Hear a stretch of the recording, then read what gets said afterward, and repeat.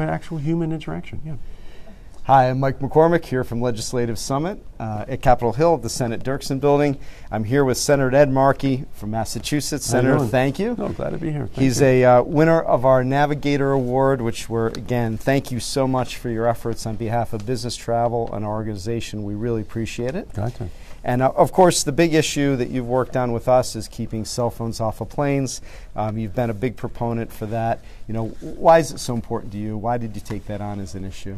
Well, you know, it took us decades to get cigarettes and cigars off of planes, which someone would be smoking in the smoking area, and right behind you would be the non-smoking area, and you just have all this smoke blowing your way. We finally were able to legislate successfully to get smokers, you know, to just give it up for as long as the flight lasted. Well, the same thing should be true here. For noise pollution. Huh? Yes, noise pollution. Noise pollution should be the same exact, you know, theory that we apply. And I'm one of the original co-sponsors of getting tobacco, cigars and cigarettes off of planes. So this is just a logical continuation of that. That's right. People should be able to carry their cell phones, but not use them for the duration of a flight. It would just absolutely change the whole flying experience in our country. Well, and in these, let's say, very contentious times, you've done a great job in working in a bipartisan fashion to get things done on this issue, and now you're teaming up with Senator Blumenthal on an airline passenger bill of rights, which is another thing that we're very positively, supportive of from an organization. Tell me a little bit about that. Well, again, passengers should have rights. They should have a right to not be tipped upside down and have money shaken out of their pocket if you just want to bring a bag onto a plane. They should have a right to not think that their passenger seat is just going to continue to get smaller and smaller and smaller, making the whole experience so much less comfortable.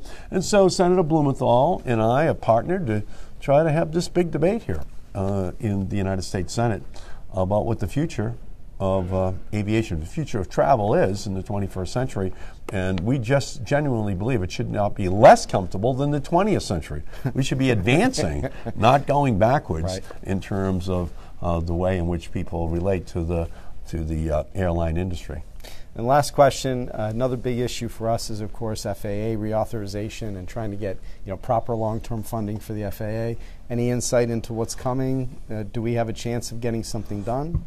Yeah, I have a deep insight into this, and that insight is I have no idea what's going to happen. Nobody else does either. This thing is just like a free-floating, legislative object out there that some people are going to try to attach to this bill or that bill. In a certain way, it's just being held hostage. But at the end of the day, before the end of the year, I'm quite confident it will pass. But just what the exact pathway will be, who knows? Just absolutely impossible to know.